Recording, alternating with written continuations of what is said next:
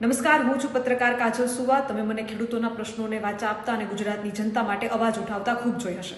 2026ની તાલુકા જિલ્લા પંચાયતની ચૂંટણી ગુજરાતના ઇતિહાસની સૌથી ખરાબ, મને બોલતા ખૂબ દુઃખ થાય છે, અત્યાર સુધીની સૌથી ખરાબમાં ખરાબ કોઈ ચૂંટણી હોય તો આ ચૂંટણી છે. એટલા માટે કારણ કે જે રીતે ફોર્મ ખેંચવામાં આવી રહ્યા છે, કેટલી બધી જગ્યાઓથી જે ઘટનાઓ સામે આવી રહી છે, જબરદસ્તી કોઈ પણ રીતે સામ દામ દંડ ભેદ કોઈ પણ નીતિ અપનાવીને બસ સત્તા જોઈએ છે. જો સત્તામાં હોય તો સત્તા ટકાવી રાખવી છે અને સત્તા નથી તો કોઈ પણ ભોગે સત્તા બનાવવી છે. લોકશાહીનું ખુલ્લે આમ ચીરહરણ થઈ રહ્યું છે. ખુલ્લે આમ લોકશાહીના ધજાગરા લીરે લીરા ઉડી રહ્યા છે. આની પાછળ જવાબદાર કોણ છે? આની પાછળ જવાબદાર એ સત્તાકીય પાર્ટીઓ છે, જવાબદાર ચૂંટણી કમિશન, ચૂંટણી પંચ છે અને વિપક્ષ પણ એટલું જ જવાબદાર છે. તમે કહેશો કે વિપક્ષ શા માટે? તો વિપક્ષને ખબર છે કે પોતે જે ઉમેદવાર ઊભા કરી રહ્યા છે એ ઉમેદવાર એટલો તો સક્ષમ હોવો જોઈએ કે પોતાની વાત ઉપર ઊભે. એન ટાઈમે ફોર્મ પાછા ખેંચી લે એવા ઉમેદવારોને તમે ટિકિટ શા માટે આપો છો? તમારા જ ઉમેદવારોને તમારે એડ સમયે અંડરગ્રાઉન્ડ કરવા પડે છે.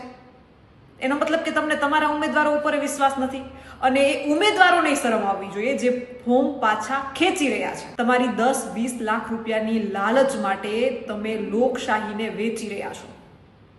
કેટલી જગ્યાએથી એ વાપચેટો, ઓડિયા, વિડિયા પ્રૂફ સાથે બહાર આવ્યું છે કે 10 લાખ, 20 લાખ, 21-25 લાખમાં ફોર્મોની હરાજી થઈ છે.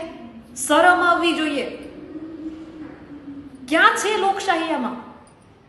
સાવ આમ ના હોય, આવું તો હોય જ નહીં, ના જ બની શકે, આમ ના હોય. અને જેને મારી વાત ખોટી લાગતી હોય, એ ખેડૂતની દીકરી છું, સાદી ભાષામાં કહું છું, 2 રોટલા વધારે ખાઈ લેજો. પણ જે સત્ય છે એ હું કહીશ અને આની પાછળ ગુજરાતનો દરેક નાગરિક જવાબદાર છે. તમે અવાજ નથી ઉઠાવતા એ તમારી સૌથી મોટી ભૂલ છે.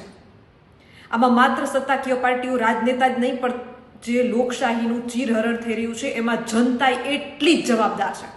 એ યુવાનો પણ એટલા જ જવાબદાર છે. અરે આપણા દેશની એ સંસ્કૃતિ હતી કે એક નાનકડા તેતરના બચ્ચાને બચાવવા માટે આખા કેટલાય માણસો કપાઈ જતા, આખા લશ્કરો કપાઈ જતા. અને અહીંયા લોકશાહી ખુલ્લે આમ ચીરહરણ થઈ રહ્યું છે. ક્યાં છો તમે બધા? આખો દિવસ બસ મોબાઈલ જોવા, વોટ્સએપ યુનિવર્સિટીઓ ચલાવવી, આપણા ક્રાંતિકારીઓ ઉપર કમેન્ટો કરવી. એ ક્રાંતિકારીઓ ભગવાનના ઘરેથી બેસીને કદાચ આપણે જોતા હશે ને તો એ વિચારતા હશે કે કેવા લોકો માટે અમે બલિદાનો આપી દીધા. તમારામાં એક અવાજ ઉઠાવવાની તાકાત નથી. નવી ગાડીઓ લઈને સીન સપાટા કરવાની તાકાત છે. યુવાધન તો ધારે એ કરી શકે અને પછી મને પણ કમેન્ટ કરીને કહેશે કે બેન એટલું સત્ય બોલો છો તો તમારું ધ્યાન રાખજો, તમારા ઉપર પ્રેશર આવશે.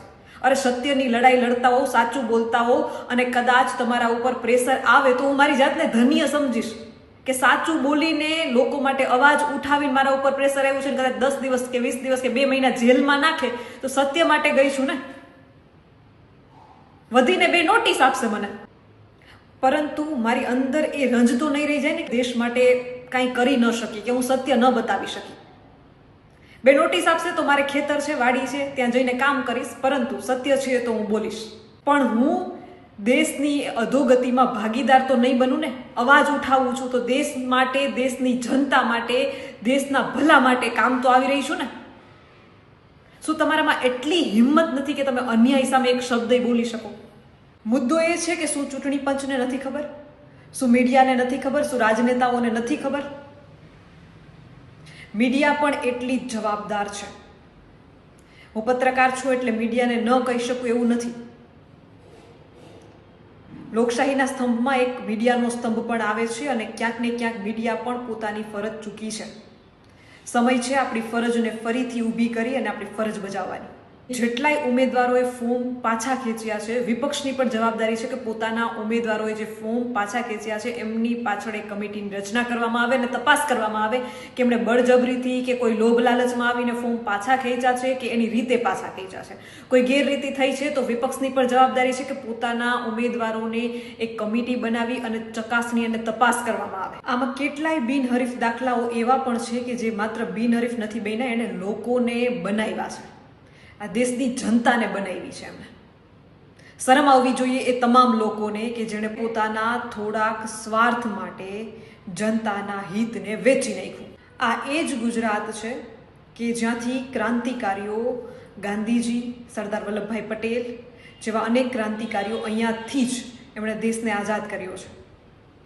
નાનકડી અમથી ચૂંટણીઓ હોય છે, એમાં એક ફોર્મના કેટલાય તરાપા મારતા હોઈએ છીએ, એમાં કેટલા ફોર્મો ખેંચાઈ જતા હોય. તમે વિચાર કરો, 562 દેશી રજવાડાને એક કરીને એક અખંડ ભારત બનાવવું એ કોઈ નાની સૂની વાત હશે?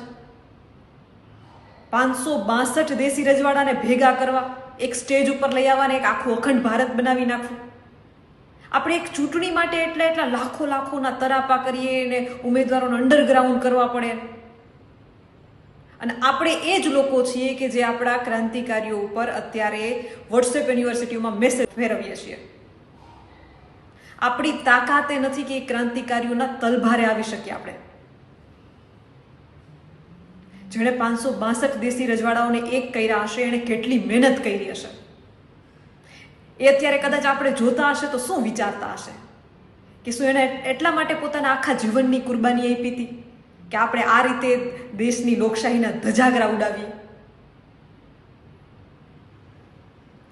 આજના યુવાનો જે મોટી વાતો કરી રહ્યા છે, એટીટ્યુડના દાવા કરી રહ્યા છે, તમારે ખરેખર જો એટીટ્યુડ બતાવવું હોય ને તો આ સમય છે. લોકશાહીને બચાવીને તમારો એટીટ્યુડ બતાવો તો તમે સાચા. દરેક માણસનું મૃત્યુ નિશ્ચિત છે. પાંચમ લખાઈ ગઈ હશે તો છઠ નહીં થાય.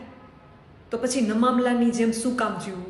જ્યાં ખોટું થતું હોય, અન્યાય થતો હોય ત્યાં અવાજ ઉઠાવો. આ ગુજરાતને, આ દેશને ફરીથી એ જ ક્રાંતિકારીઓની જરૂર છે.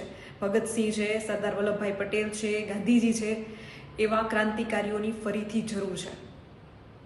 આ વિડીયો જોઈને કદાચ 2% યુવાનોમાં જાગૃતિ આવે તો મારા માટે એ મોટી વાત છે. ક્યાં સુધી આપણે વોટ્સએપ યુનિવર્સિટીઓ જોયા રાખશું? ક્યાં સુધી રીલ સ્ક્રોલ કર્યા રાખશું? એ માય કાંગલાપણું મૂકી અને ખરેખર બોલવાની જરૂર છે, અવાજ ઉઠાવવાની જરૂર છે. આજે નહીં બોલીએ તો ક્યારે બોલશું? અલગ ગામડાઓમાં જતી હોઉં છું, ત્યાંના સ્થાનિક લોકોને વાતચીત કરતી હોઉં છું, ત્યાંના ખેડૂતોને મળું, રોડ રસ્તાઓ જોઉં તો એને પૂછું છું તમે અવાજ કેમ નથી ઉઠાવતા? તો એમ કહે છે કે બેન ડર લાગે છે, અમારા ઉપર પ્રેશર આવે છે. અહીંયા સીધી વાત એ છે કે જનતા છે તો નેતા છે, નેતા છે તો જનતા છે એવું નથી. તમારામાં એ તાકાત છે, તમારા મતમાં એ તાકાત છે કે તમે જેને ચૂંટો એ ગાંધીનગર જાય કે એ દિલ્હી જાય, એ તમારા મતની તાકાત છે. તો ડરવાની જરૂર જનતાને નથી, નેતાઓને ડરવાની જરૂર છે. પણ અહીં હવે ઉલટું થતું જાય છે. જનતા ચૂપ છે એટલે નેતાઓ ફાવી જાય છે. હું અહીં ત્રણેય પાર્ટીઓને કહું છું અને એ સિવાય નાની મોટી કોઈ પણ પાર્ટી હોય તો એ તમામ લોકોને કહું છું કે આ લોકશાહીનું ચીરહરણ છે. આવું ન હોય, આવું ક્યારેય ના હોય. બીજી મહત્વની વસ્તુ એ છે કે વાક જેટલો જનતાનો છે, રાજનેતાઓનો છે, પાર્ટીઓનો છે, એટલો જ વાક પત્રકારોનો પણ છે. આજે સમય છે, આજે અવાજ નહીં ઉઠાવીએ તો ક્યારે ઉઠાવશું? હું એક પત્રકાર છું અને એવું નથી કે મારી નાત કે મારા પત્રકાર ભાઈઓ બહેનોને હું ન કહી શકું. હું એમને પણ કહેવા માંગુ છું કે આજે નહીં અવાજ ઉઠાવ્યો તો ક્યારે ઉઠાવશો? આપણી પણ ફરજ છે. જ્યારે લોકશાહીનું આમ ખુલ્લે આમ ચીરહરણ થઈ રહ્યું હોય, ધજાગરા ઉડી રહ્યા હોય, ઠેર જે વિડીયાઓ સામે આવી રહ્યા છે એ વાસ્તવિક પરિસ્થિતિ રજૂ કરે છે. ખરેખર